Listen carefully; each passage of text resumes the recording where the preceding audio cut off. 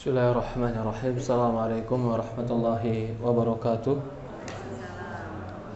Innal hamdalillah nahmaduhu wa nasta'inuhu wa nastaghfiruh wa na'udzu billahi min shururi anfusina wa min sayyiati a'malina. May yahdihillahu fala mudilla lahu wa may yudlil fala hadiya lahu. Asyhadu an la ilaha illallah wahdahu la syarika lahu wa asyhadu anna Muhammadan abduhu wa rasuluhu la nabiyya ba'd.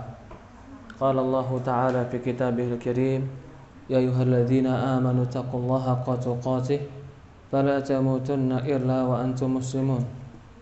Wa qala Allah subhanahu wa ta'ala, ya ayyuhalladzina amanu taqullaha wa qulu qawlan sadida yuslih lakum a'malakum wa yaghfir lakum dhunubakum wa may yuti'illaha wa rasulahu faqad faza fawzan 'azima. Alhamdulillah, segala puja dan puji syukur kita panjatkan hanya kepada Allah Subhanahu wa taala Rabbul alamin. Serta salawat dan salam selalu kita curahkan kepada baginda Nabi kita Muhammadin sallallahu alaihi wa alihi wasallam, kepada keluarganya, kepada para sahabatnya, juga orang-orang yang mengikuti dan mencintainya ila yaumul qiyamah. Alhamdulillah, para hadirin jamaah, bapak-bapak dan ibu-ibu yang dimuliakan dan dirahmati Allah Subhanahu wa taala. Allahumma inna nas'aluka ilman nafi'an wa rizqan thayyiban wa 'amalan mutaqabbala. Ya Allah, kami memohon kepadamu ilmu yang bermanfaat, rezeki yang baik, dan amalan yang diterima di sisi Allah Subhanahu wa taala. Kita masih dalam pembahasan kitab Ad-Da'u wad-Dawa. Sekarang di poin, kalau di buku saya poin ke-19, tapi buku terjemahan poin 14. Di poin ke-14, maksiat syu'umid dzunub. Syu'um itu bisa diartikan kejelekan, kesialan dari dosa.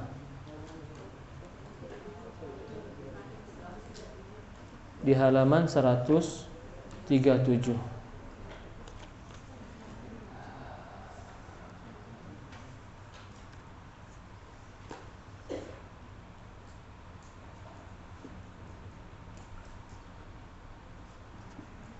Iya.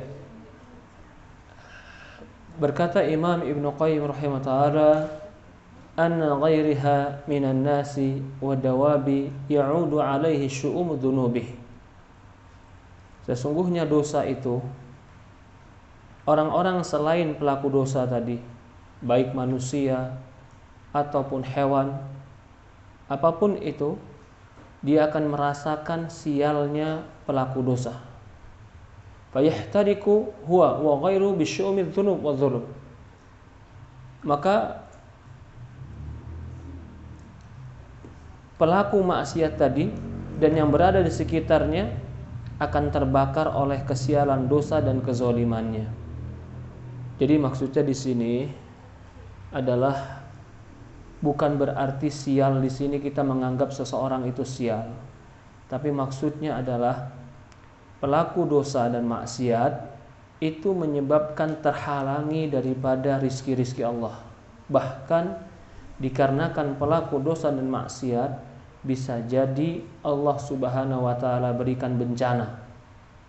Maka di sini dipahami bahwasannya dosa dan pelaku dosa itu seperti menyebabkan kesialan dan bencana. Bisa jadi orang yang melakukan dosa dikarenakan dia yang melakukan dosa, tapi lingkungan sekitarnya Allah berikan paceklik. Bisa jadi yang melakukan dosa tidak semua, tapi Allah jadikan kampungnya, tempatnya dengan hujan batu. Atau bisa jadi karena perbuatan dosa 1-2 orang, lalu Allah Subhanahu wa taala berikan kepada orang sekitarnya wabah, penyakit. Ini disebabkan karena dosa.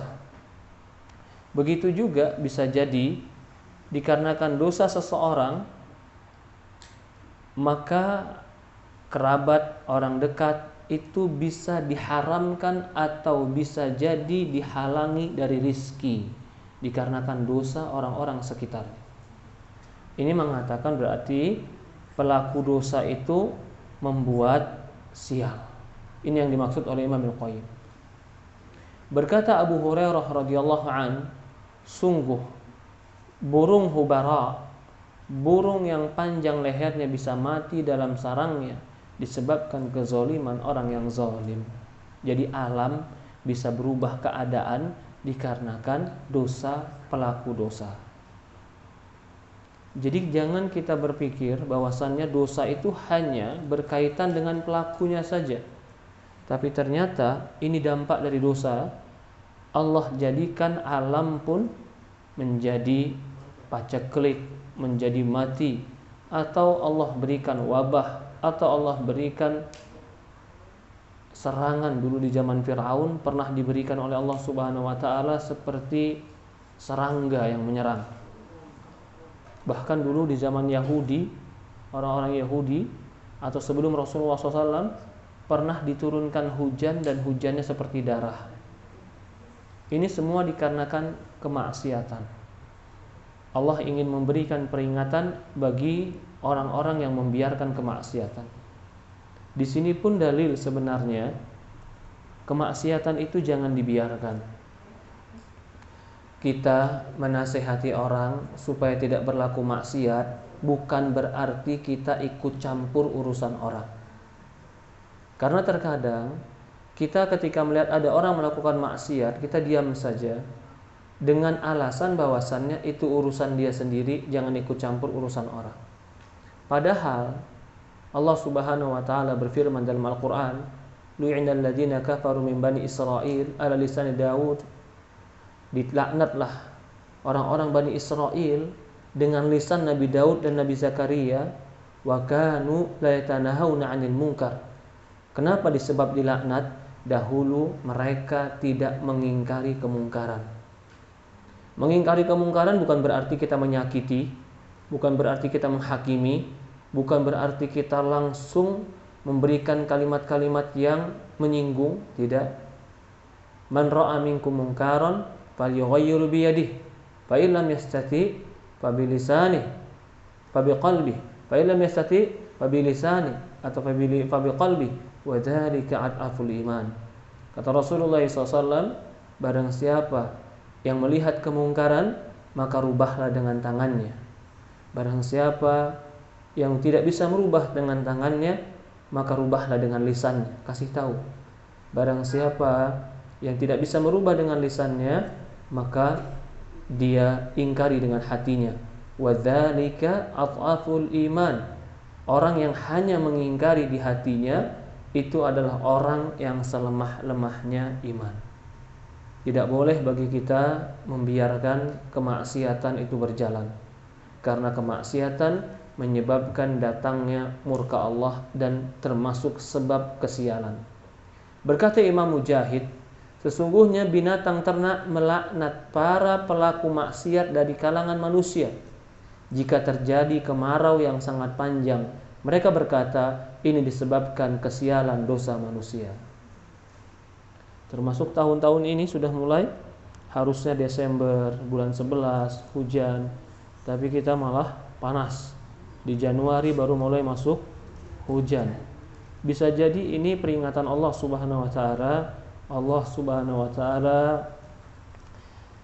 memberikan peringatan kepada pelaku maksiat, maka kita tidak boleh diam dan tidak boleh kita mengikuti kemaksiatan.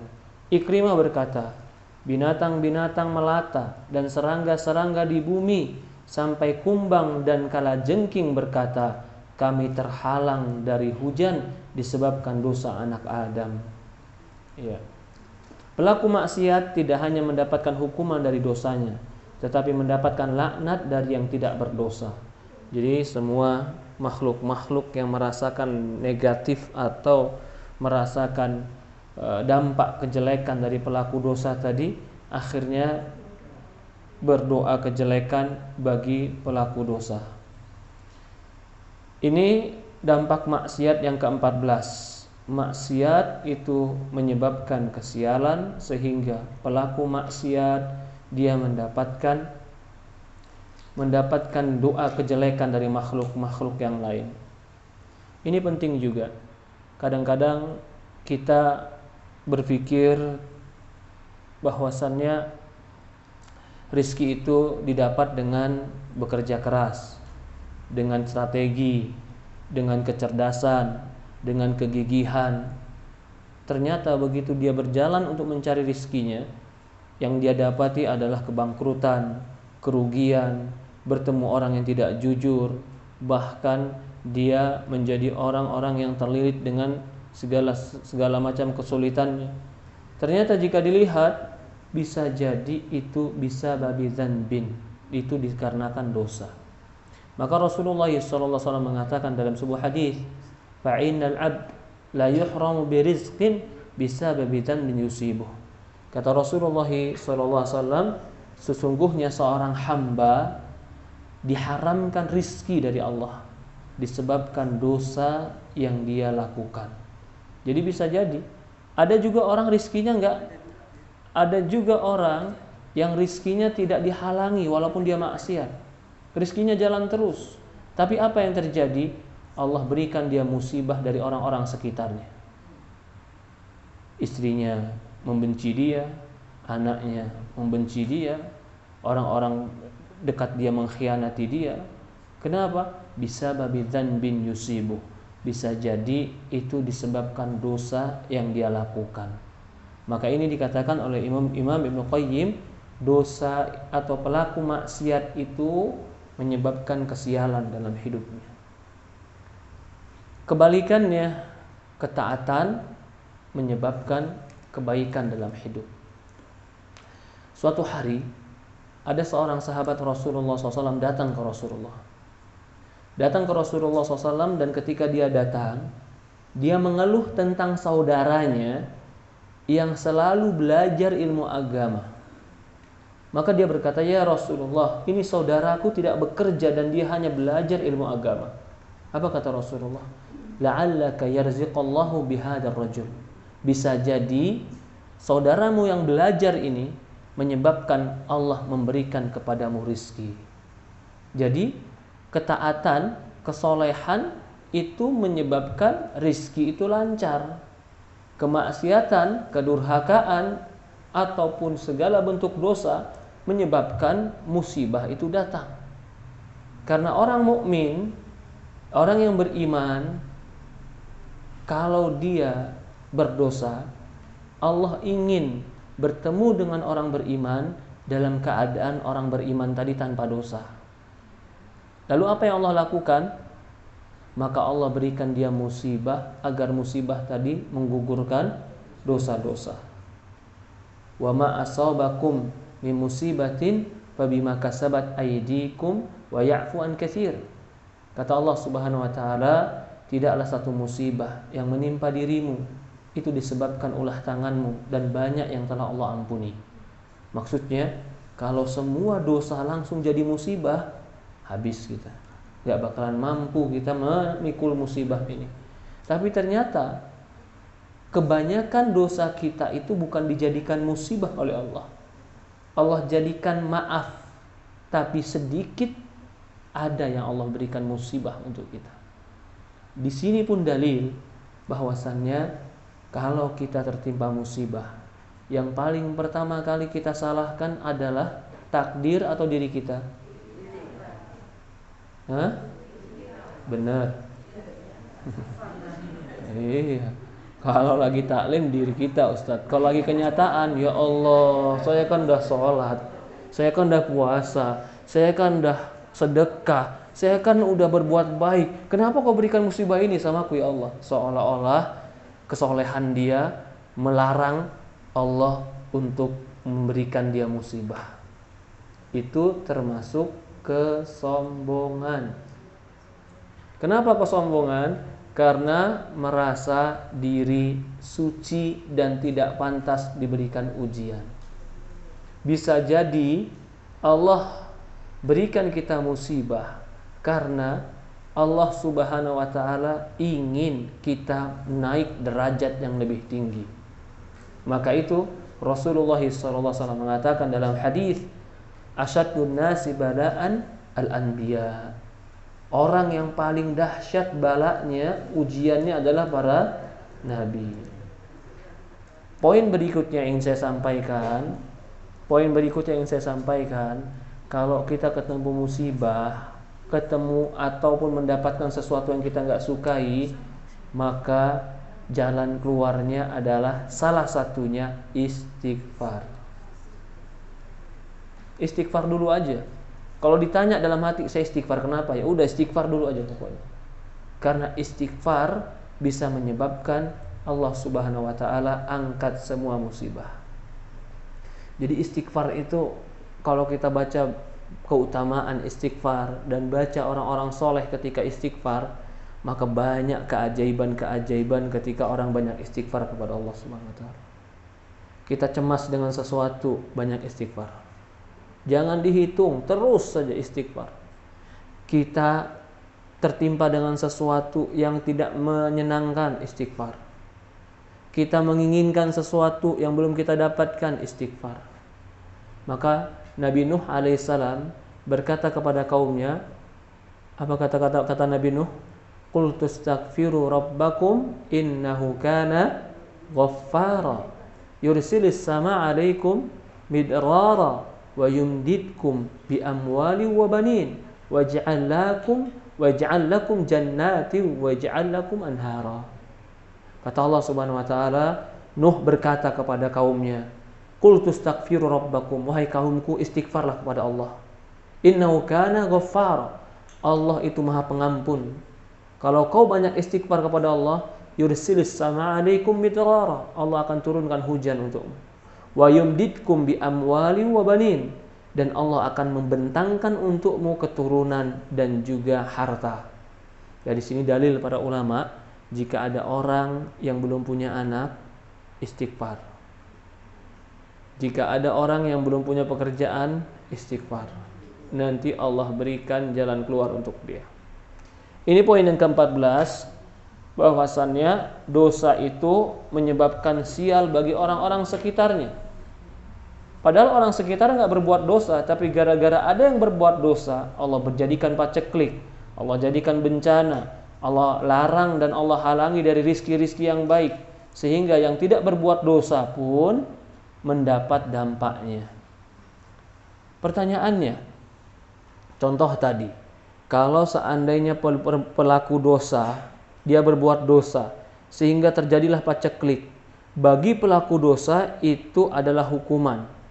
Tapi bagi yang bukan pelaku dosa, itu namanya ujian.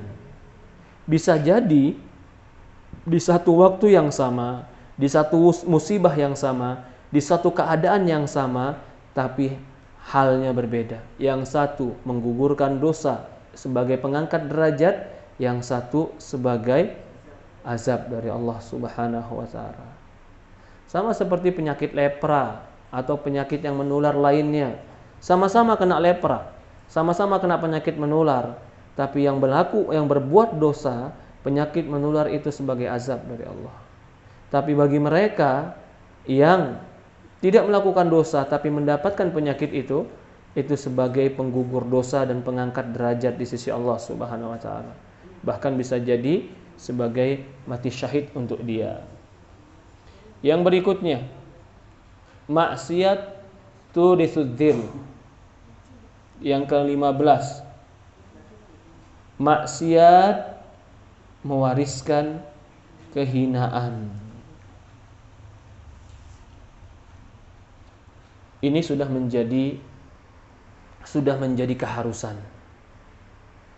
Barang siapa yang bermaksiat kepada Allah, maka Allah akan hinakan dia di hadapan manusia. Coba saja, ada orang yang kita lihat, kita nggak tahu dosanya, tapi kita lihat dia baik, dia santun, dia ramah, dia dermawan. Karena kita nggak tahu dosanya, kita senang tidak dengan dia? Senang. Tapi begitu kita tahu dosanya, kita langsung nggak suka sama dia. dia langsung hina di hadapan kita. Maka itu orang yang melakukan maksiat akan mengantarkan kerendahan. Kerendahan di hadapan siapa? Kerendahan di hadapan Allah.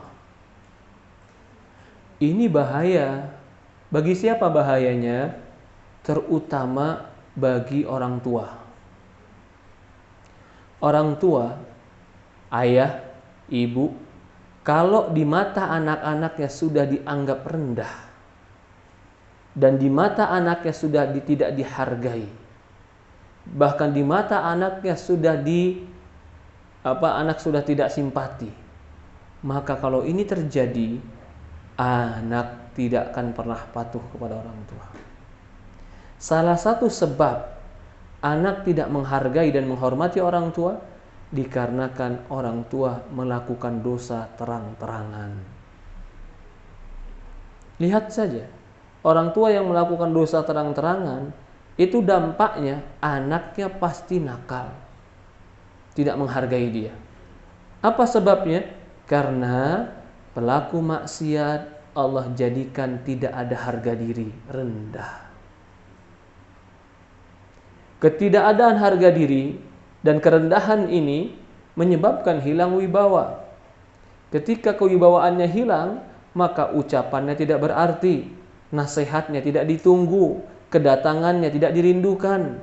Bahkan yang ada hanya kebencian. Kemaksiatan melahirkan kerendahan, kehinaan. Siapa makhluk yang paling hina? Ada yang bisa contohkan? Iblis. Kenapa iblis paling hina? Karena maksiat kepada Allah.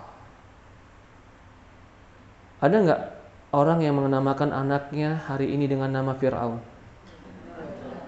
Loh, paling kaya loh. Kaya, berhasil, punya bangunan tinggi. Sampai hari ini bangunannya sudah berusia 4.000 tahun masih ada. Tapi nggak ada orang mau ngasih nama anaknya Fir'aun. Hina, sehina-hinanya. Bahkan terkadang orang kalau sudah melabelkan orang yang paling jahat, apa yang dilabelkan? Fir'aun. Itu kehinaan. Jadi ternyata kemuliaan itu letaknya bukan pada harta, bukan pada kekuasaan. Uwais Al-Qarni kita pernah dengar? Pernah dengar pasti. Uwais Al-Qarni tidak pernah ketemu Rasulullah. Dia bukan sahabat Rasulullah.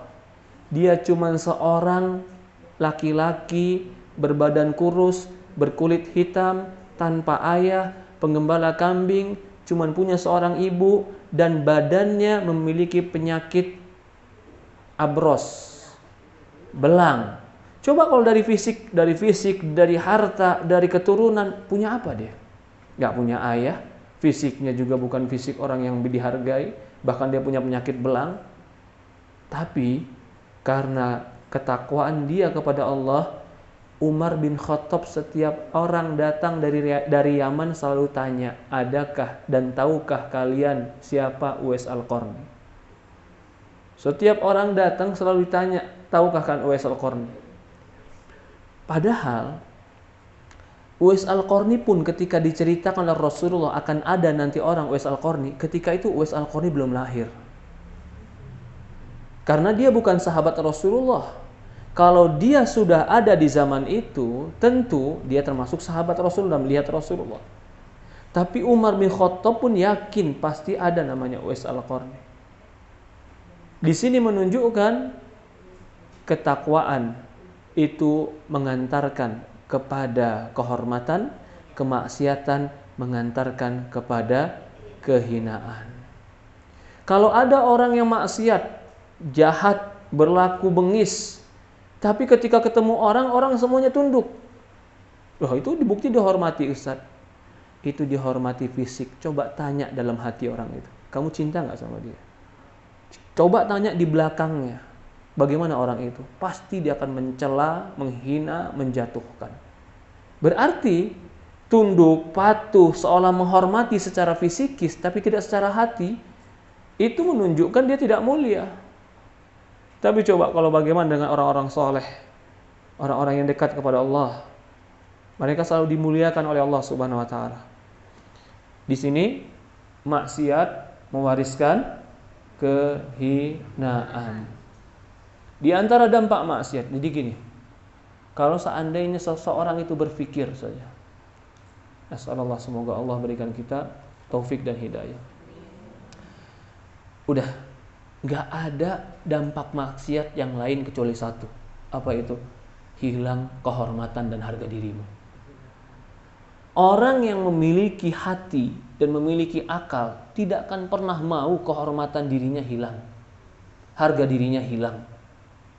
Dia menjadi orang terhina, menjadi orang yang dicibir, gak ada yang mau. Maka sebenarnya kalau orang yang melakukan kemaksiatan, melakukan dosa, melakukan perzinahan, mau berpikir dengan sadar, maka mereka pada hakikatnya tidak akan melakukan kemaksiatan tersebut. Kehinaan akan didapati bagi mereka yang melakukan kemaksiatan. Ini poin yang berikutnya, poin ke-15. Maksiat mewariskan kehinaan. Annal ma'asiyah turithu dhil walabut fa'inal izza kullu izza fi ta'atillah. Sesungguhnya kemaksiatan akan mewariskan kehinaan dan pasti itu terjadi. Karena kemuliaan dan kehormatan segala bentuk itu adalah ada pada ketaatan kepada Allah. Kita sudah kabarkan tadi, orang yang taat seperti Uwais Al-Qarni, Allah muliakan dia. Qala ta'ala, faman kana yuridul izzah falillahi izzatu jami'an. Ya subhanallah. Allah Subhanahu wa taala berfirman pada surat Fatir ayat 10. Barang siapa yang menginginkan kemuliaan, maka kemuliaan itu seluruhnya milik Allah. Kalau kemuliaan milik Allah, surat Fatir ayat 10. Maka jangan cari kemuliaan kepada selain Allah. Kau tidak akan pernah dapat. Izzah itu mulia, terhormat, wibawa itu izzah. Kalau kau mau dihormati, bukan pasang muka cemberut. Kan sebagian orang begitu. Supaya dihormati, apalagi laki-laki, mungkin sebagian laki-laki, supaya dihormati pasang muka galak. Subhanallah. Dia kira dengan tampang yang galak itu dia terhormat. Bukan terhormat, takut orang. Beda nggak takut dengan terhormat? Beda. Kita kepada harimau hormat atau takut? Takut. Lah manusia itu bukan ditakuti, tapi dihormati dan disegani. Lah bagaimana kehormatan dan keseganan itu datang? Falillahi izzah.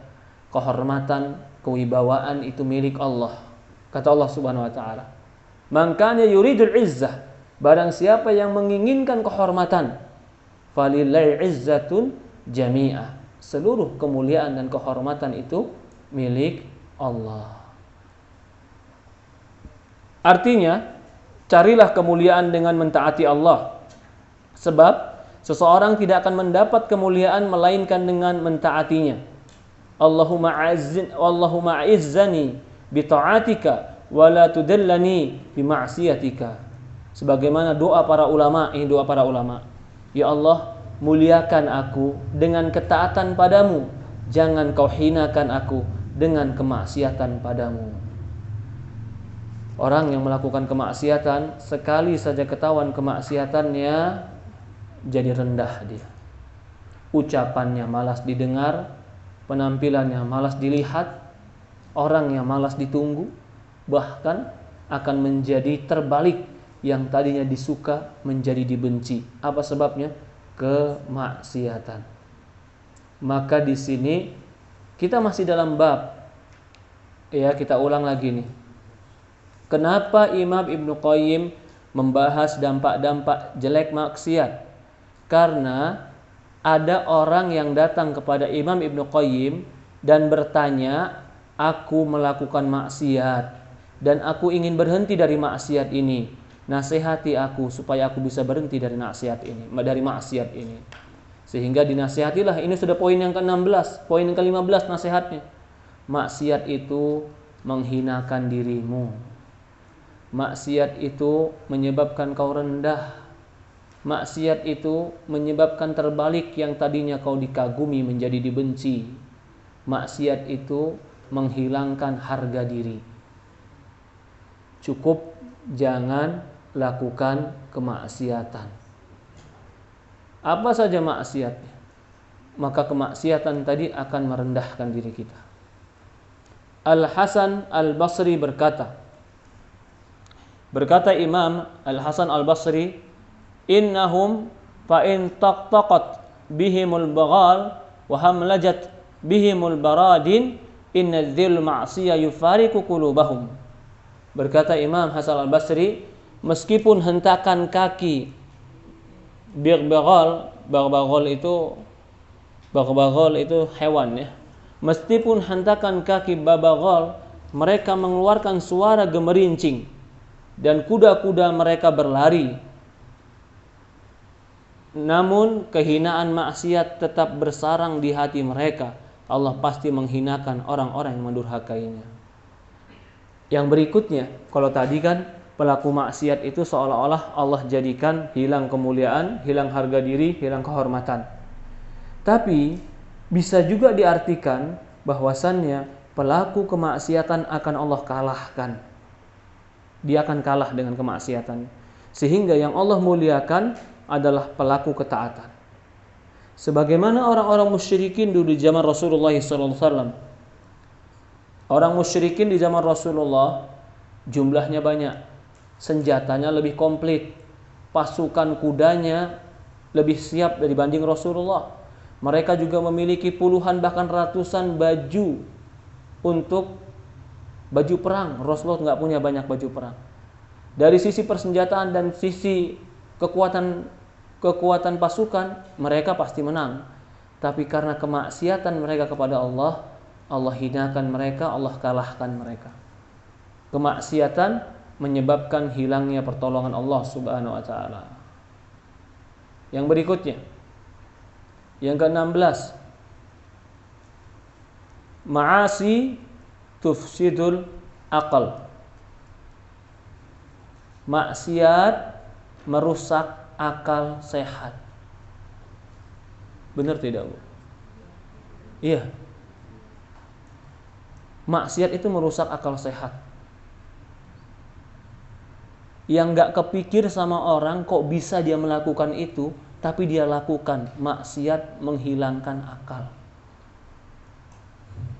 Kalau orang-orang sekarang bilang, ya, kan ini maaf ya, sekedar sebagian orang mengatakan ini dibawakan foto istri aslinya, ini istri aslinya, ini pelakornya.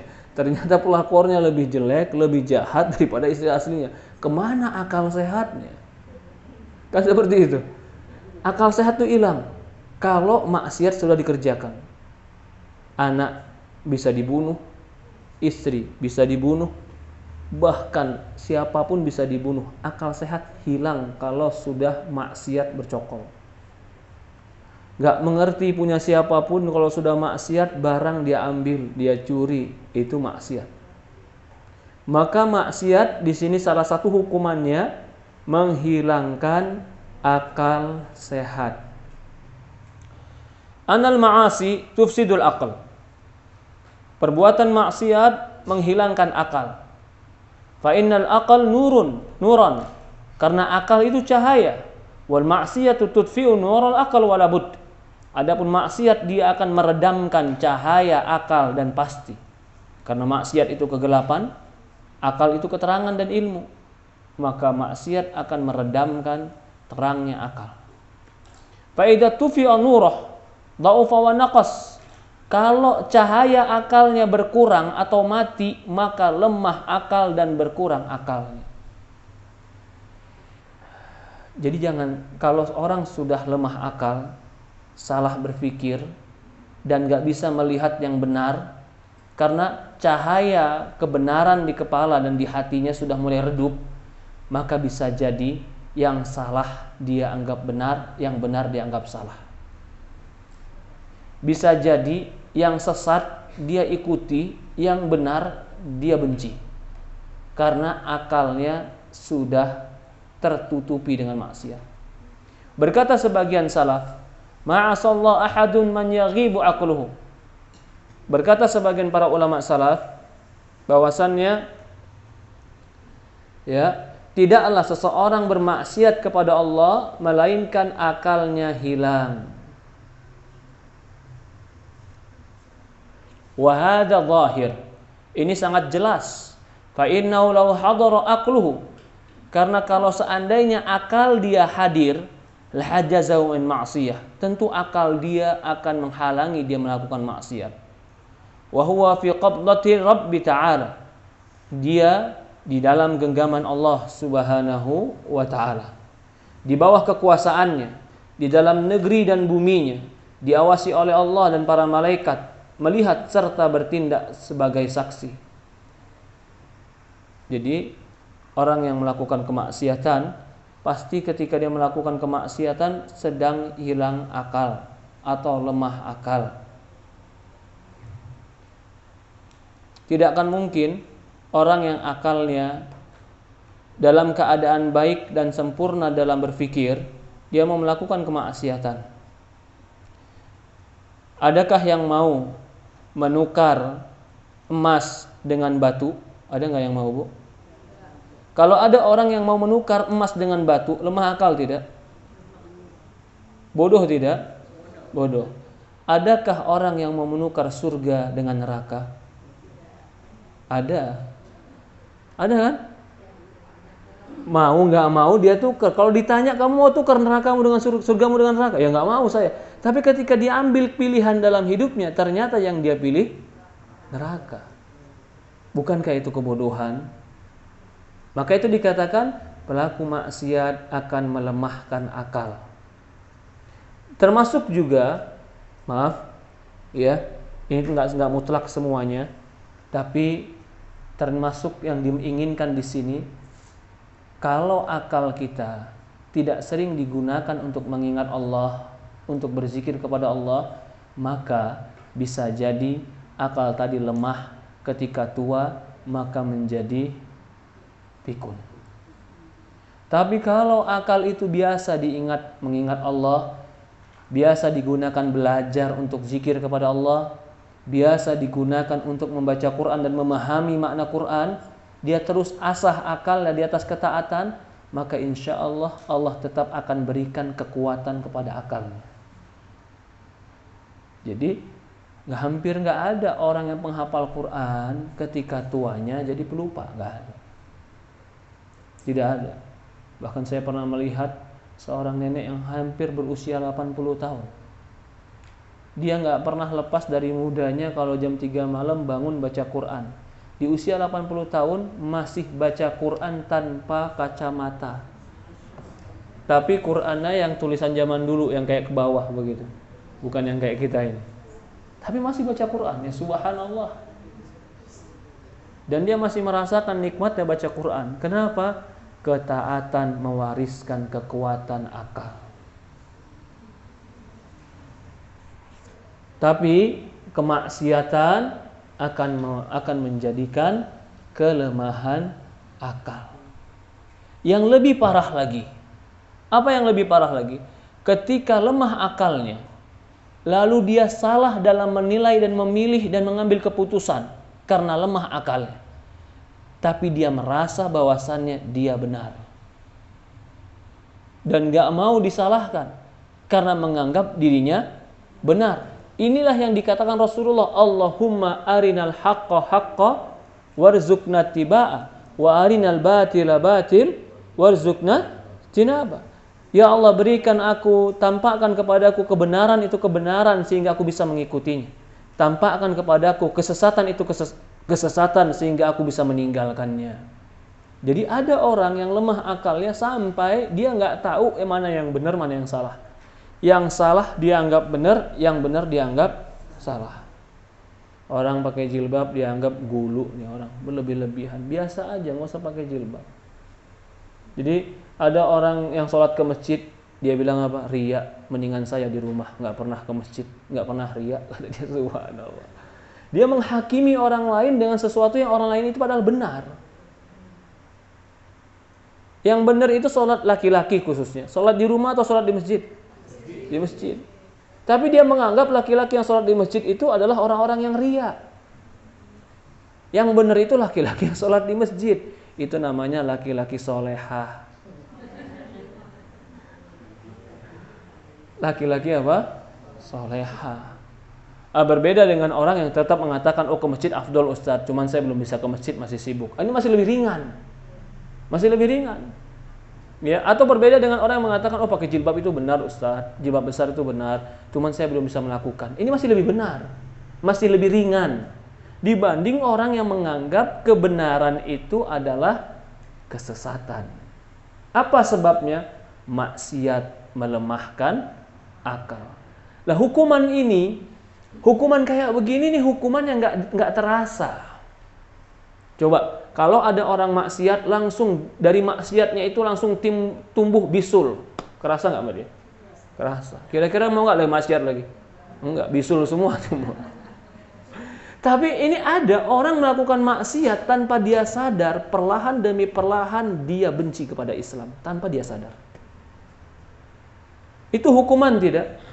Hukuman. Kenapa? Karena akan mengantarkan dia kepada neraka Allah Subhanahu wa taala. Tapi yang menjadi ironinya, dia nggak merasa kalau itu hukuman. Dia merasa ini adalah kebenaran. Kenapa Allah biarkan seperti itu? Wa man yurid an yudillahu. Barang siapa yang Allah inginkan mereka sesat, yaj'al sadrahu dayyiqan harajan. Allah jadikan dadanya sempit, sesak dengan keislaman. Kenapa? Pertanyaan berikutnya. Allah Maha Adil tidak? Yakin?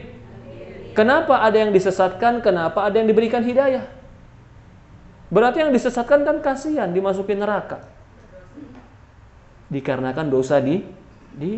Allah tidak akan mungkin menyesatkan dia kecuali ada sebab dan faktor. Apa faktornya? Ternyata dia pelaku maksiat. Dan maksiat yang paling banyak dikerjakan orang sekarang tanpa mereka sadari, dan mereka menganggap fine, baik-baik saja. Padahal itu dosa yang besar, lebih besar daripada zina. Apa? Bukan, ada lagi yang lain. Meninggalkan sholat. Bu, meninggalkan sholat tuh nggak main-main. Masalakakum fi saqar? Qalu lam nakum minal musallin. Penghuni neraka ditanya, kenapa kalau masuk neraka? Jawaban penghuni neraka apa? Kami dulu nggak sholat. Dalam Al-Quran dikatakan lagi, akan datang orang setelah mereka adha'us salat, mereka akan adha'us salat, mereka akan menyia-nyiakan salat. Apa kata Allah? Mereka fayulqa jahannam, mereka akan dimasukkan ke neraka jahannam baghiyya, kata Allah. Jadi contoh ini, jangan heran orang kalau sudah tidak sholat disuruh datang kajian kayak begini, duduk 5 menit aja. Kalau dia bisa hadir tenang 5 menit, Masya Allah. Kalau 10 menit tiba-tiba kesurupan. Subhanallah. Itu hatinya risau, gelisah, gak ngerti ini Ustadz ngomong apa sih. Anda juga udah tahu omongan begituan. Gak nyaman hati dia. Tapi kalau orang-orang yang Allah berikan ketakwaan, walaupun diulang nasihat itu, walaupun dia pernah dengar nasihat itu, tapi nasihat itu menguatkan iman dia. Yassarah sadrahu lil Islam. Allah lapangkan dadanya untuk Islam. Allah cintakan dia untuk nasihat. Maka itu Rasulullah mengatakan dalam hadis, la yasba'al mu'min min khairi yasma'uhu hatta muntahahul jannah. Kata Rasulullah SAW, orang muslim tidak akan pernah merasa kenyang dari kebaikan yang dia dengar sampai dia dimasukkan oleh Allah ke surga. Itu ciri orang mukmin. Tapi kalau orang yang hatinya penuh dengan kemaksiatan, jangankan nasihat, kita baru ngomong baik aja dikirain sudah marahin dia. Enggak, kita nggak marahin kamu, tapi udah tersinggung. Seolah-olah kita menghakimi dia. Bukan, kita bukan menghakimi, kita mengajak kebaikan. Enggak, kamu menghakimi saya, kamu merasa paling suci. Kenapa? Dayiqan, hatinya sempit. Hatinya sempit. Jadi para hadirin jamaah ibu-ibu, ikhwan dan akhwat yang dimuliakan dan dirahmati Allah Subhanahu wa taala, salah satu dampak maksiat akan Allah cabut lezatnya baca Quran. Salah satu dampak maksiat akan Allah cabut lezatnya sholat malam. Salah satu dampak maksiat akan Allah cabut nyamannya berteman dengan orang-orang soleh. Allah balik, dia malah pengen berteman dengan orang-orang jahat. Malah dia nyaman dengan orang-orang jahat. Itu hukuman. Tapi hukuman yang seperti ini banyak orang tidak sadar. Lanjut sedikit lagi. Dikatakan di sini, maksiat merusak akal. Akal manusia yang sehat, nah sudah tadi, peringatan Al-Quran, iman, kematian, neraka pun turut mencegah seseorang yang berakal sehat dari berbuat kemaksiatan. Coba ya, contohnya begini. Maukah ibu dibakar rambut dan kulitnya? Mau tidak? Gak mau. Tapi adakah orang yang mau buka jilbabnya? Ada. Berarti apa? Berarti dia memilih sesuatu yang akan mencelakakan dia. Apakah itu berakal? Ini maksudnya Ibnu Qayyim. Orang yang berakal tidak akan memilih sesuatu yang mencelakakan dia.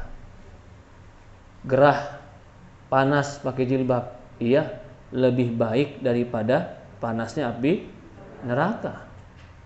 Capek sholat, iya, lebih baik daripada capek nanti dimasukkan ke dalam neraka. Orang yang berakal akan memilih sesuatu yang sedikit capeknya dibanding yang capeknya banyak. Orang yang berakal akan memilih nikmat yang besar walaupun harus meninggalkan nikmat yang sedikit dan mengorbankan nikmat yang sedikit untuk mendapat nikmat yang besar. Nikmat yang sedikit ini dunia. Korbankan dunia tidak mengapa, tapi mendapatkan nikmat yang besar, yaitu akhirat. Itu orang berakal. Tapi kalau orang yang lemah akal, dia rela untuk minum setetes dan dia tinggalkan air yang begitu banyak, satu samudra, padahal dia sedang sangat haus dan dahaga. Kalau kita sedang dahaga, haus, betul-betul pengen minum, dua pilihan kita. Pilihan pertama, kita minum saat ini, tapi cuma dikasih setetes. Kalau kita sudah minum yang setetes ini, kita nggak dikasih minum yang lain lagi.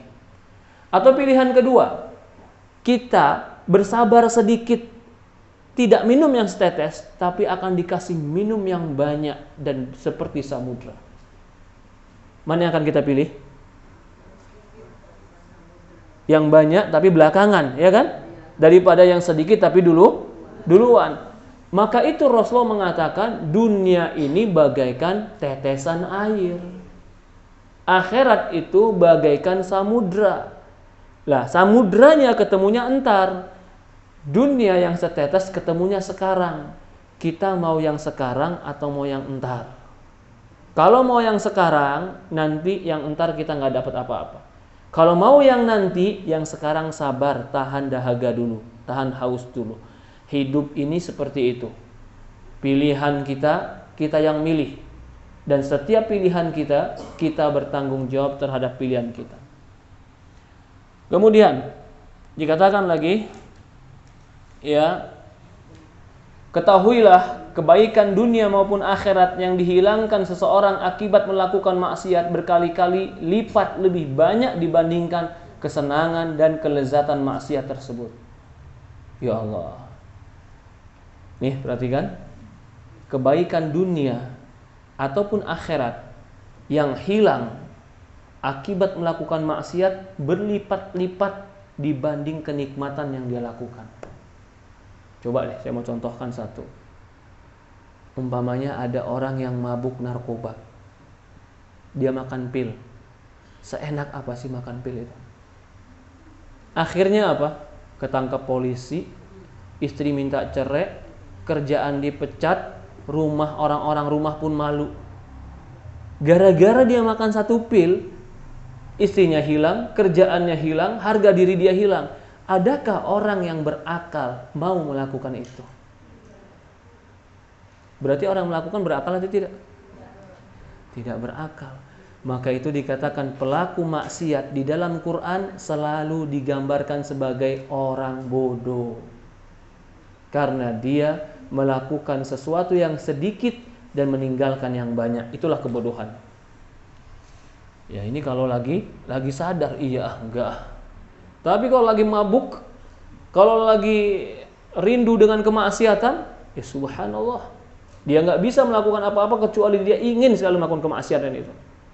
Begitu dia sadar, enggak nanti ketahuan polisi, nanti ketahuan keluarga, ketahuan istri, ketahuan anak. Setan bilang, enggak ada yang tahu. Yang benar, iya. Ya udah nggak apa-apa. Subhanallah. Akhirnya dia bekerja sama siapa? Setan. Begitu ternyata ketahuan, setannya langsung kabur. Kata setan, jangan salahkan aku, salahkan dirimu sendiri, ya Allah. Maka itu di akhirat, ketika nanti orang-orang pelaku maksiat dan pelaku kemusyrikan berkata di hadapan Allah, ya Allah, setan-setan ini yang menyesatkan kami. Lalu setan menjawab di hadapan Allah, fala talumuni walumu anfusakum. Jangan kau salahkan aku, kata setan. Salahkan dirimu sendiri. Aku gak pernah maksa kamu. Siapa suruh kamu ikutin aku? Subhanallah. Siapa itu? Setan menggambarkan di Quran. Ini dialog antara pengikut setan dan setan di hadapan Allah. Ketika setan berlepas diri daripada pengikut-pengikutnya. Apakah pemilik akal yang waras akan meremehkan semua ini? Yang ke-17. Ya. Yang berikutnya. Ini dia. Ini kadang orang gak sadar, orang gak tahu, orang gak menganggap ini sebuah hukuman karena ketidaktahuan dia. Maksiat mengunci mati hati pelakunya. Hatinya sudah gak bisa berasa lagi. Hatinya sudah tidak bisa hidup lagi. Hatinya sudah tidak bisa bergetar lagi ketika mendengar nama Allah. Hatinya sudah tidak bisa menangis lagi ketika mengingat dosa. Hatinya menjadi batu. Bahkan Allah gambarkan di Quran, sebagian manusia ada yang hati mereka seperti batu, au asyaddu qaswah, bahkan lebih keras daripada batu. Jadi kemaksiatan itu akan mengeraskan hati. Apa maksud mengeraskan hati? Hatinya nggak mudah tersentuh dengan kebaikan. Apa yang maksudnya mengeraskan hati? Hatinya nggak suka dan nggak nyaman melakukan ketaatan. Apa maksud mengerasnya hati? Hatinya nggak bisa merasakan lezat ketika ibadah kepada Allah. Sehingga ketika dia beribadah kepada Allah, yang dia rasakan cuman beban. Seseorang ketika beribadah kepada Allah, tapi dia tidak merasakan lezatnya ibadah, maka dia mudah bosan dalam ibadah. Kalau dia mudah bosan dalam ibadah, maka dia akan mudah meninggalkan ibadah tadi karena dia tidak merasakan kelezatan dalam ibadahnya. Kenapa dia tidak merasakan kelezatan dalam ibadahnya? Karena hatinya telah mati dengan kemaksiatan. Maka yang kebalikannya, orang beriman hatinya hidup. Kalau dia taat, dia malah nikmat. Kalau dia ibadah, konsentrasi, khusyuk, doa kepada Allah, malah dia lapang. Kalau dia dengar nasihat, dengar hadis, dengar Quran, dia malah terkuatkan. Ini hati yang hidup namanya. Allah menggambarkan, di antara dampak maksiat adalah hati pelakunya akan terkunci. Jika dosa telah bertambah banyak hingga akhirnya dia menjadi orang-orang lalai. Kalla bal rana ala qulubihim ma kanu yaksibun. Kata Allah, sekali-kali tidak seperti itu. Bahkan rana ala qulubihim, kotoran telah menutupi hati-hati mereka, makanu yaksibun, dikarenakan pekerjaan dan ulah tangan mereka sendiri. Jadi perbuatan manusia itu bisa menyebabkan hati seseorang Allah tutupkan dengan kotoran-kotoran yang akhirnya mematikan hatinya. Mereka menegaskan itulah dosa setelah dosa. Al-Hasan berkata, itulah dosa di atas dosa, hingga membutakan hati. Sebagian lagi berkata, jika dosa dan maksiat mereka bertambah banyak, hal itu akan melingkupi hati-hati mereka. Asal masalahnya, hati berkarat disebabkan maksiat. Jika maksiat bertambah, maka karat tadi menjadi penutup hati. Tutupan tersebut semakin lama semakin bertambah, hingga akhirnya hati tertutupi, terkunci, dan tergembok. Jika hal ini terjadi setelah adanya petunjuk dan pengetahuan, maka hati tadi menjadi terbalik. Bagian atasnya menjadi bagian bawah. Pada saat itu musuhnya akan menguasai dan menggiringnya sesuka hati. Maksudnya adalah syaitan. Ini maka itu dalam sebuah hadis Rasulullah SAW mengatakan, "Idza adnama danban nuqtatun sauda fi qalbi." Jika seseorang melakukan dosa, maka Allah akan titikkan hitam di hatinya. Fa in zada zadat. Kalau dia tambah melakukan dosa, maka titik hitam tadi bertambah banyak. Hatta ta'lu qalbah, sampai titik hitam tadi menutupi hatinya. Fa in taba, kalau dia berhenti, dia istighfar, suqila qalbuh, Allah akan sucikan dan bersihkan hatinya. Ini kemaksiatan akan mengotori hati, yang menyebabkan kerasnya hati, akhirnya menyebabkan hati itu mati karena sudah tertutupi dengan kotoran-kotoran dan karatan-karatan dosa, sehingga hati itu terbalik. Jika hati sudah terbalik, maka hati sudah tidak berfungsi sebagaimana mestinya, maka dia akan salah, dia akan melakukan dosa dan kemaksiatan dalam keadaan senang hatinya. Allahu a'lam. Ini poin yang berikutnya. Maksiat mengunci mati hati pelakunya. Maka jangan pernah kita membenarkan kemaksiatan dalam diri kita. Kalau seandainya kita melakukan kemaksiatan dan kita sadar itu maksiat, seandainya pula kita belum bisa meninggalkan kemaksiatan tadi, maka tetaplah akui kita ini penuh kekurangan dan mohon ampun kepada Allah. Jangan pernah ketika kita melakukan sebuah dosa dan kemaksiatan, lalu kita berat menghentikan dosa dan kemaksiatan ini, malah kita membela dosa dan kemaksiatan karena kita berat untuk meninggalkannya. Ada orang berat meninggalkan maksiat, bukannya bertobat, bukannya minta tolong sama Allah, malah mencari pembenaran kemaksiatan itu benar. Maka jangan heran ketika kemarin ada rame-rame orang berdalil bolehnya homoseksual. Pernah dengar tidak kemarin? Ini yang dimaksud Ibnu Qayyim, hatinya balik sudah, dibalik hatinya sama Allah. Yang benar sudah enggak dilihat lagi sama dia. Bahkan dia meyakini sesuatu yang salah itu menjadi benar. Apa yang dia gunakan? Dalih-dalih, cara-cara membenarkan keyakinannya.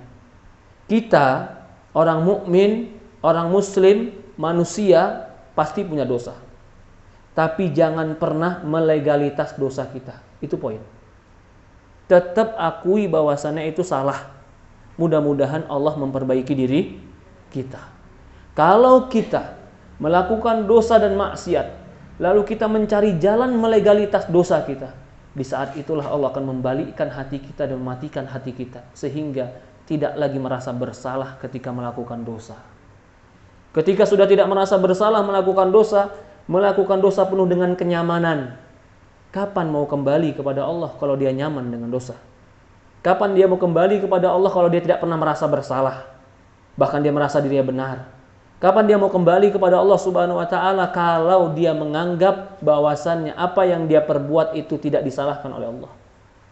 Jangan pernah seorang mukmin ketika terjebur dalam dosa dan dia sadar dia sulit keluar dari dosa tersebut, jangan pernah mencari legalitas, membenarkan dan mencari jalan supaya membenarkan dosa. Tidak. Katakan, ya Allah, zalamtu anfusan, Rabbana zalamna anfusana, fa illam taghfir lana wa tarhamna lanakunanna minal khasirin. Ya Allah, aku ini menzolimi diriku. Fa illam taghfir lana, kalau kau tidak ampuni aku ya Allah, wa tarhamna, kalau kau tidak rahmati dan kasih sayang aku ya Allah, lanakunanna minal khasirin, pasti aku akan menjadi orang-orang yang rugi. Hari ini kalau kita melakukan dosa dan kita sadar dosa itu ada dan kita tetap mengakui dalam hati kita bahwasan itu dosa, mudah-mudahan di hari esok Allah akan mudahkan kita meninggalkan dosa itu. Tapi kalau hari ini kita melakukan dosa dan kita sulit keluar dari dosa tadi, lalu kita cari legalitas pembenaran terhadap dosa tadi, kita tidak akan pernah keluar dari lingkaran dosa itu.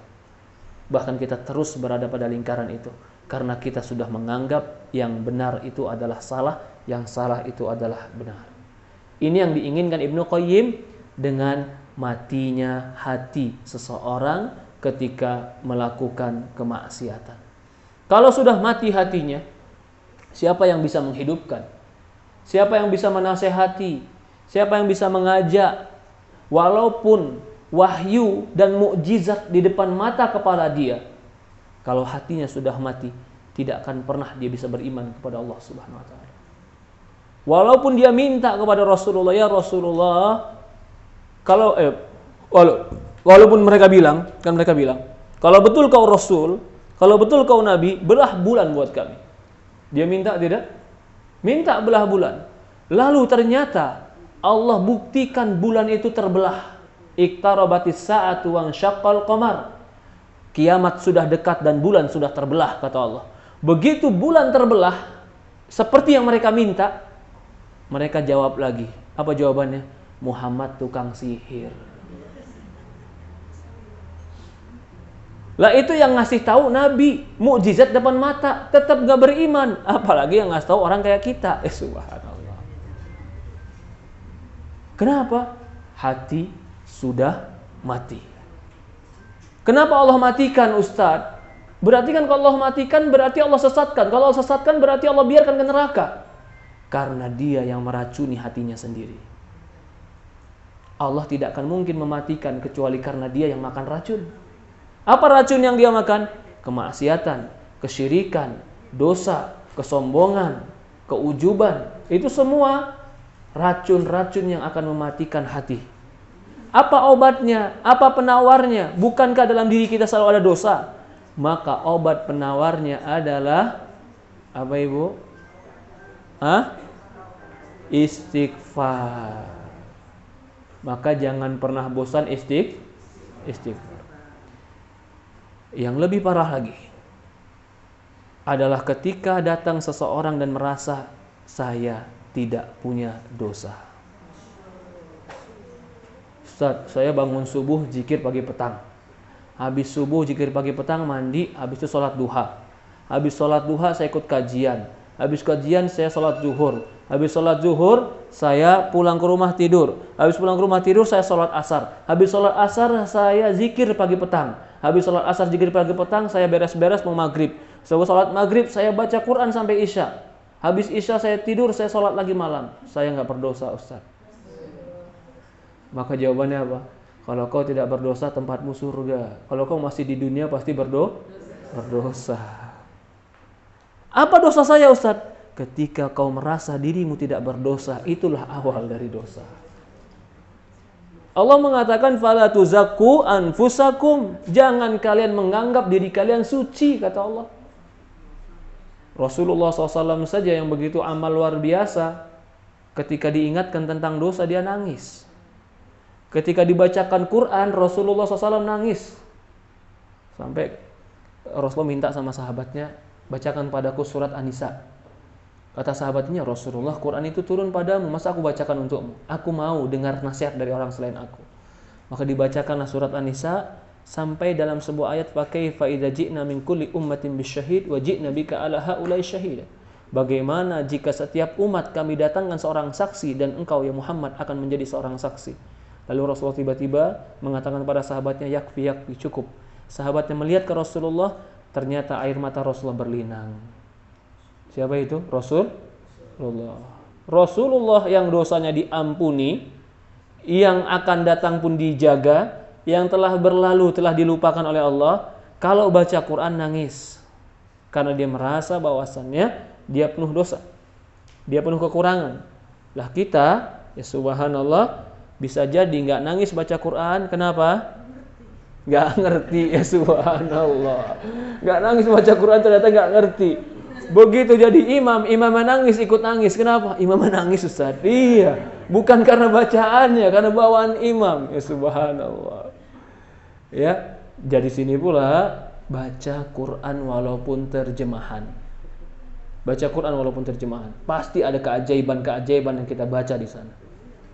Allahu a'lam.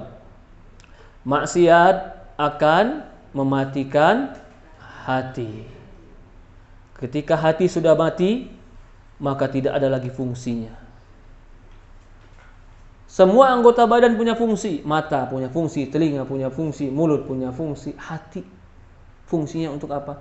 Untuk berinteraksi dengan Allah, Tuhan kita. Itu tempatnya hati.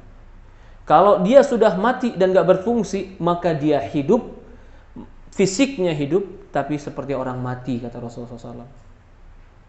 Contoh lain orang yang mati hatinya, ya, sama seperti siapa? Fir'aun. Fir'aun itu orang yang Allah takdirkan mati hati. Musa, ketika Fir'aun bilang, karena ada penasehat dia mengatakan akan nanti lahir anak yang akan laki-laki yang akan merebut kekuasaanmu, wahai Musa. Ya. Maka ketika itu Fir'aun khawatir akan ada laki-laki yang merebut kekuasaan Fir'aun. Maka setiap anak laki-laki pasti dibunuh. Ini nih, perhatikan nih Bu. Ini perhatikan. Semua anak laki-laki dibunuh. Ketika dia di pinggir sungai bersama Asia, tiba-tiba datang box kotak. Yang kotak itu isinya siapa? Musa. Yang minta kepada Fir'aun, anak ini satu aja jangan dibunuh. Siapa? Asia, istrinya. Maka para ulama mengatakan, sekeras-kerasnya laki-laki, kalau si istrinya itu telah mengambil hati suaminya, dia akan patuh kepada istri. Siapa? Semua orang minta supaya jangan dibunuh. Fir'aun gak mau dengar. Tapi ketika Asia minta, ya udah bunuh semuanya kecuali satu ini. Biarkan dia jadi penghibur mata. Dikabulkan permintaan Asia. Berarti Musa dari mulai bayi sampai dewasa dididik oleh Asia. Di rumahnya siapa? Fir'aun. Berarti Fir'aun tahu dia bukan hanya sehari 2 hari, puluhan tahun. Tapi ketika Musa mengatakan, marilah beribadah kepada Allah, apa kata Fir'aun?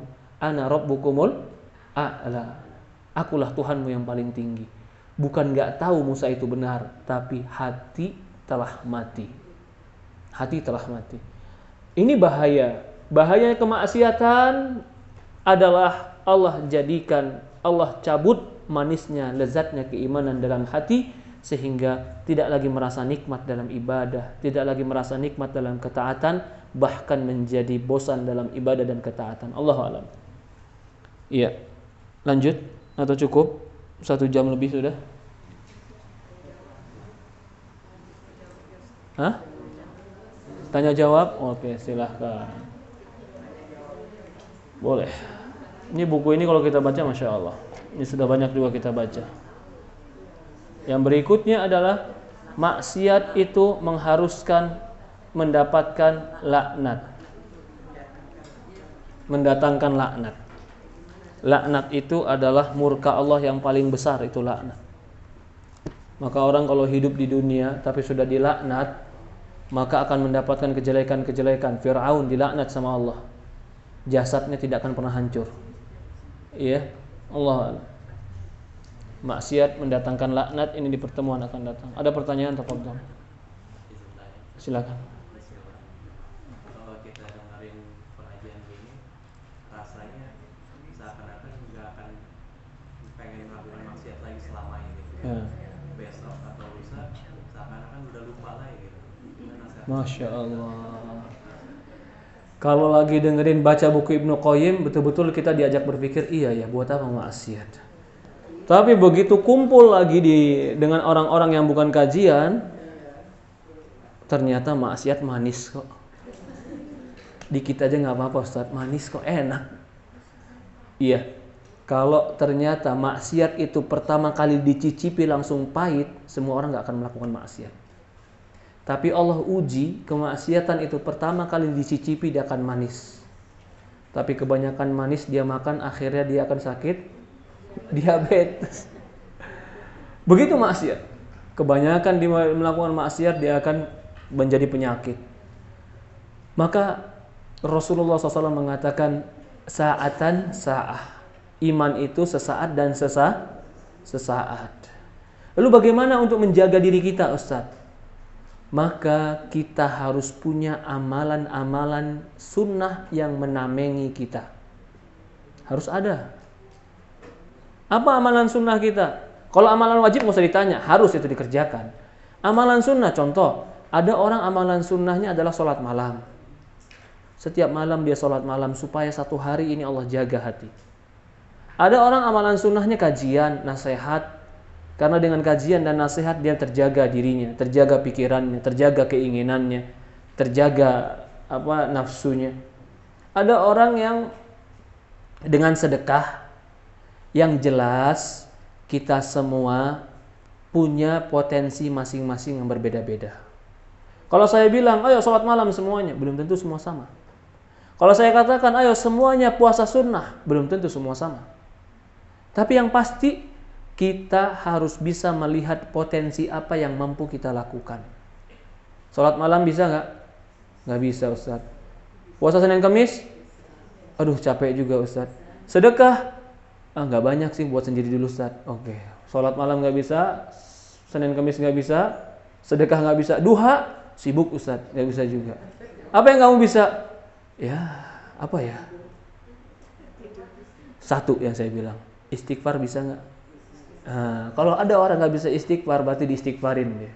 Nggak mungkin orang nggak ada bisa istighfar. Istighfar berapa, Ustaz? Berapa saja. Lagi duduk, lagi berdiri, lagi jalan, lagi di kendaraan, lagi di rumah, istighfar kepada Allah. Istighfar itu salah satu amalan yang bisa menjaga kita dari kelemahan iman. Allahu a'lam. Ada lagi yang lain? Tafadhol. Silakan. Amin ya Rabb.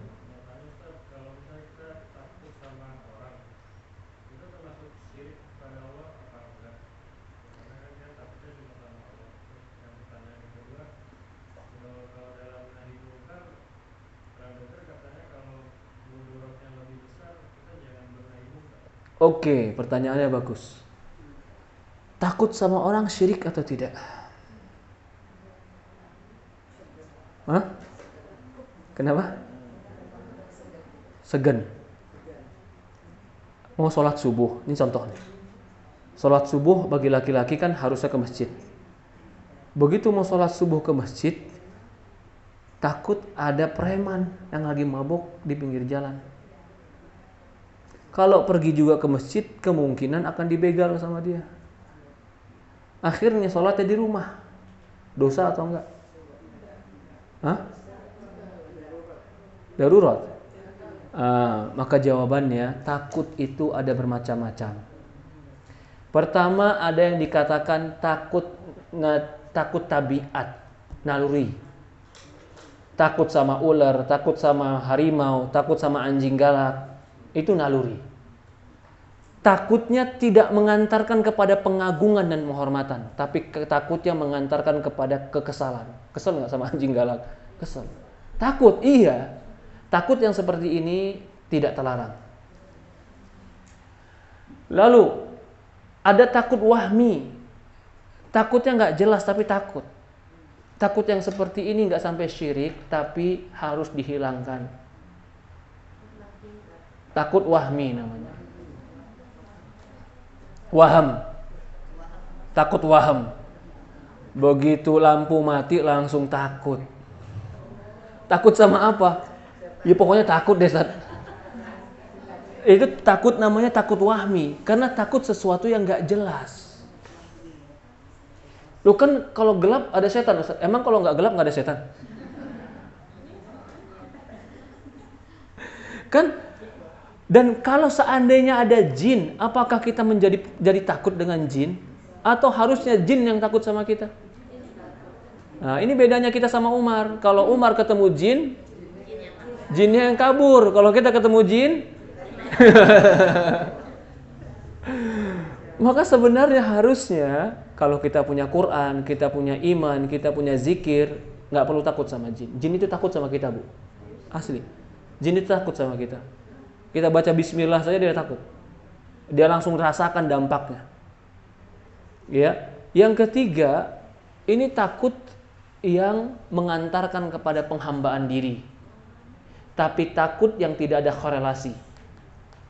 Ini bisa menjadi kesyirikan. Takut kalau nggak motong kepala sapi, nanti Laut Selatan ngamuk. Itu ada korelasinya nggak sih? Nggak ada korelasinya. Wih, tapi kan ada penunggunya, Ustaz. Iya, penunggunya siapa? Laut Selatan, Ustaz. Pemiliknya Allah. Kenapa kau berikan kepala sapi kepada Allah? Takutmu ini syirik. Fala takhafuhum wa khafuni in kuntum mu'minin, kata Allah. Jangan kau takut sama mereka. Takutlah kepadaku kalau kau betul-betul beriman, kata Allah. Sekarang masalahnya, apakah setiap takut sama manusia pasti syirik? Tidak. Selama tidak mengantarkan kepada penghambaan diri. Tapi kalau takut kepada manusia sampai mengantarkan kepada penghambaan diri, atau takut kepada makhluk sampai mengantarkan kepada penghambaan diri, maka takut tadi bisa musyrik. Mau contoh yang lain? Takut sama benda mati. Nggak bisa nggak takut sama benda mati? Ada nggak? Patung. Ini keris, Ustadz, kalau satu surok nggak dimandiin, celaka saya. Akhirnya takut dia. Takut seperti ini, takut nggak dibenarkan, itu benda mati. Loh enggak, Ustadz. Tapi dia bisa memucelakakan dan memudaratkan saya. Nggak ada yang bisa, benda mati tidak bisa mencelakakan dan memudaratkan kita. Sekarang berarti kalau ini kita pahami, ada takut tabiat, ada takut waham, ada takut syirik. Takut kepada manusia kadang-kadang juga tabiat. Badan dia gede, besar, tinggi, saya kecil, saya tantang juga, tabiat saya takut sama dia. Lah, masalah sekarang mengingkari kemungkaran memang perlu keberanian. Tapi kalau sampai mudarat untuk kita terkadang tidak usah mengingkari kemungkaran kalau kemungkaran yang lebih besar akan datang. Contoh, dia minum minuman keras, mungkar tidak? Mungkar. Kita ingkari dia, kamu minum minuman keras, jangan minum minuman keras, itu haram. Kalau kita ingkari dia, bukan lagi dia minum, dia malah pukulin kita, dia malah bunuh kita. Mana yang lebih besar, membunuh atau minuman keras? Membunuh bisa lebih besar dosa daripada minuman keras. Maka tidak mengingkari dia ketika itu agar dia tidak melakukan dosa yang lebih besar, itu berarti dibolehkan. Maka itu dikatakan, barang siapa yang melihat kemungkaran, rubahlah dengan tangan kalau mampu. Kalau tidak mampu, jangan dengan tangan. Dengan lisan. Kalau tidak mampu dengan lisan, maka dengan hati. Itulah selemah-lemahnya iman. Orang yang mampu dengan tangan, tapi dia lakukan dengan hati, itulah selemah iman. Tapi orang yang tidak mampu dengan tangan, dia hanya mampu dengan hati, maka tidak bisa dikatakan lemah iman. Contoh lain, prostitusi kemungkaran tidak? Klub malam, tempat ada di situ laki-laki perempuan mabuk, prostitusi, kemungkaran tidak? Kemungkaran. Kita sebagai masyarakat datang tiba-tiba ngobrak-ngabrik, kita hancurin. Yang terjadi nanti kemungkaran lebih besar. Apa kemungkaran lebih besar? Akhirnya saling bunuh-bunuhan. Mana yang lebih besar dosanya? Minuman keras atau membunuh? Membunuh. Lalu kalau kita nggak ingkari dia, berarti kita lemah iman? Tidak, karena kita tidak mampu dengan tangan. Siapa yang mampu dengan tangan? Pemerintah, polisi, itu yang mampu dengan tangan. Kalau polisi dan pemerintah tidak mengingkari dengan tangan, berarti mereka lemah iman. Ini perlu dipahami, ya. Jadi kelemahan itu bagi mereka yang mampu. Bagi mereka yang tidak mampu tidak dikatakan lemah, tapi karena ketidakmampuan dia. Allahu a'lam. Begitu pula ketika mengingkari kemungkaran. Terkadang poin berikutnya ini, mengingkari kemungkaran tapi sangkaan akan terjadi mudarat, tapi belum tentu mudarat. nanti kalau saya ingkari, dia ngambek, dia marah, dia nggak ngomong sama saya. Ini mudarat atau tidak? Ini sangkaan wahmun atau pasti terjadi? Kalau yang sangkaan seperti ini kata para ulama, tetap lakukan mengingkari kemungkaran. Karena belum pasti. Bisa jadi cuma sangkaan kita. Tapi kalau udah pasti, ini orang kalau saya ingkari kemungkaran, saya pasti dipukul sama dia. Saya diam saja dulu. Kepastian itu dilihat dari mana? Dari tabiat dan kebiasaan. Begitu. Jadi jangan pula kita meninggalkan kemungkaran dan meninggalkan amar ma'ruf nahi mungkar dengan alasan nanti akan ada mudarat, padahal belum tentu mudarat. Adapun orang tidak suka atau orang terkadang merasa tidak nyaman, itu tinggal bagaimana cara kita untuk menyampaikan kebaikan saja. Dan harus kebaikan itu disampaikan. Allahu a'lam. Ada lagi yang lain? Tafadhol. Tidak ada? Sudah hampir jam 12. Astagfirullah. Silakan.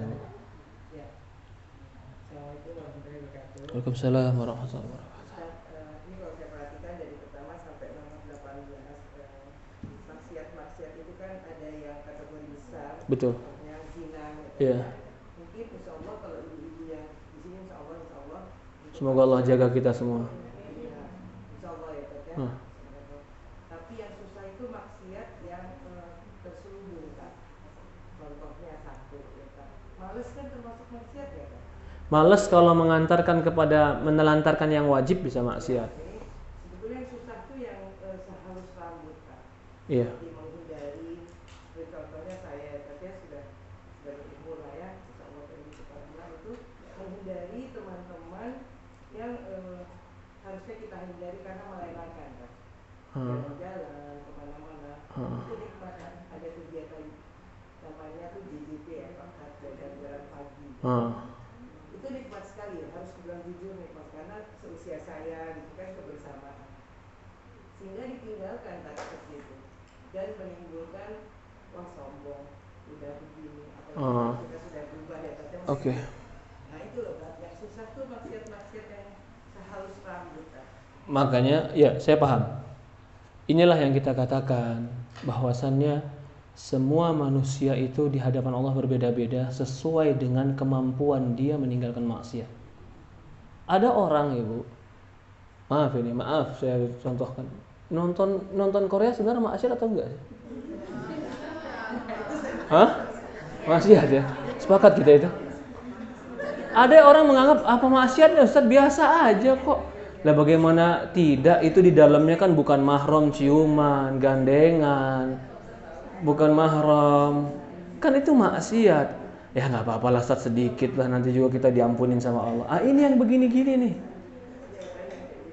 Contoh lain, kalau laki-laki nonton film India joget-joget maksiat nggak? Maksiat. Maksiat kan? Itu maksiat. Lah, yang seperti ini nih kadang-kadang tersamarkan. Lah itulah makanya kita perlu banyak istighfar kepada Allah. Kita istighfar kepada Allah. Maaf, contoh lain, meremeh-remehkan aurat maksiat tidak? Saya nggak apa-apa Ustaz, udah tua saya mah maksiat ini apa aurat saya nggak apa-apa. Ketika bicara aurat bilang ada tua, ketika diajak jalan-jalan selalu bilang masih.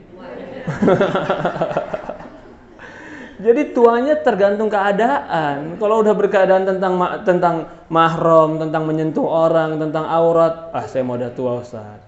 Tapi kalau diajak jalan-jalan, apalagi pergi jauh, saya masih kuat Ustaz. Ya subhanallah. Kita yang lebih tahu, jujur kepada diri kita sendiri. Maka itu Rasulullah mengatakan dalam sebuah hadis, kata Rasulullah SAW, al-ithmu ma taraddada fis sadr. Dosa itu yang membimbangkan di hatimu. Itu dosa. Hati siapa? Hati orang-orang yang beriman. Tapi memang kita nggak pungkiri juga ada beberapa perkara yang terkadang maksiat-maksiat yang seperti rambut ini nggak bisa diingkari atau nggak bisa dihindari. Itulah yang butuhnya kita banyak istighfar kepada Allah Subhanahu Wa Taala. Ya, contoh tadi kita akhirnya banyak melalaikan, akhirnya kita membatasi diri dalam bergaul, akhirnya kita dibilang sombong. sebenarnya ya, kita bergaul dengan orang lain itu ya, kalau memudaratkan kita, boleh kita jaga diri. Tapi kalau kita bisa memberikan manfaat, lebih baik kita bergaul daripada kita mengasingkan diri. Karena disebutkan oleh para ulama, mana yang lebih afdol? Seseorang yang mengasingkan diri dan beribadah kepada Allah, atau seseorang yang bergaul dengan manusia tapi memperbaiki manusia? Syiar.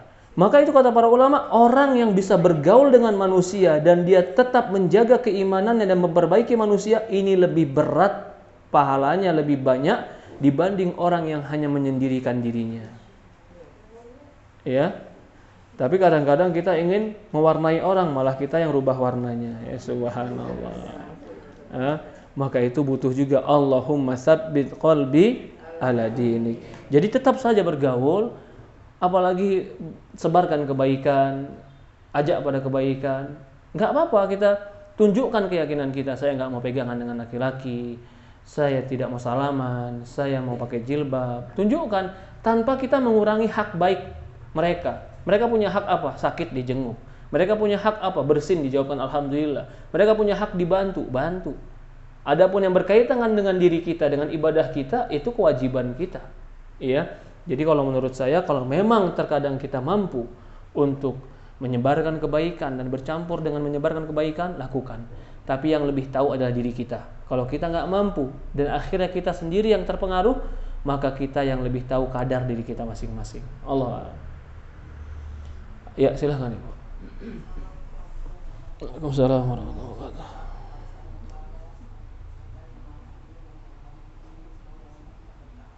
Amin ya Rabb.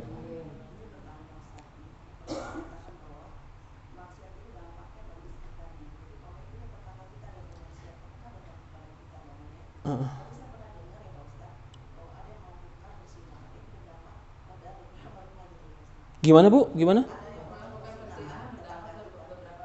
Oke. Iya, ada yang mengatakan jika ada satu orang berzina dalam satu kampung, maka 40 rumah ke depan dan ke belakang, ke samping dan ke kanan semuanya akan mendapatkan dosa. Atau semuanya akan mendapatkan dampak jelek. Itu perkataan. Kenapa? Karena kalau perzinahan itu dibiarkan dan mereka tidak mengingkarinya, mereka dapat dosa tidak mengingkari perzinahan. Bukan dosa berzinanya. Dosa apa? Tidak mengingkari perzinahan. Jadi kalau ada orang-orang tetangga kita yang melakukan itu, kita ingkari saja. Ya. Lalu bagaimana dengan dampaknya? Apakah pasti kita juga berdosa seperti dia? Ya mudah-mudahan tidak. Kalau kita nggak tahu ada yang berzina, maka di situ kita nggak kena dampaknya. Karena kita nggak tahu. La yukallifullahu nafsan illa wus'aha. Allah tidak membebani jiwa kecuali sesuai dengan kemampuannya. Itu hadis bukan Ya, enggak, itu perkataan Ibu. Perkataan, bukan hadis itu. Iya, silakan Ibu. Ustaz, nasihat apa yang bisa kita berikan ke teman kita kalau ada yang bilang gini, udahlah jadi orang ngasih soleh-soleh banget, Masya Allah. jadi orang soleh, Masya Allah. gitu kan. Karena mungkin dia sudah pernah jadi orang soleh, terus banyak cobaan, terus dia balik lagi biasa aja, nggak usah soleh-soleh banget, lancar-lancar aja, makanya dia bisa berdebat seperti itu. Jadi pesan apa yang bisa disampaikan dia? Iya. Pertama buat kita sendiri, sebelum buat dia sedang tidak sadar dia dapat ujian yang lain. Ujiannya tadi apa dia? Allah palingkan hatinya dari kebaikan.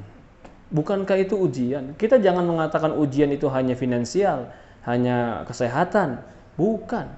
Dijauhkan dan dipalingkan hati dari kebenaran itu adalah termasuk ujian yang terberat. Maka itu Rasulullah berdoa, Allahumma la taj'al musibatana fi dinina. Ya Allah, jangan kau jadikan musibahku pada agamaku. Sekarang dia ini sadar atau enggak sadar, agamanya tertimpa musibah. Maka kalau dia bilang dia enggak ada ujian, enggak. Dia sedang mundur dan dia tidak tahu dia sedang direndahkan oleh Allah Subhanahu wa taala.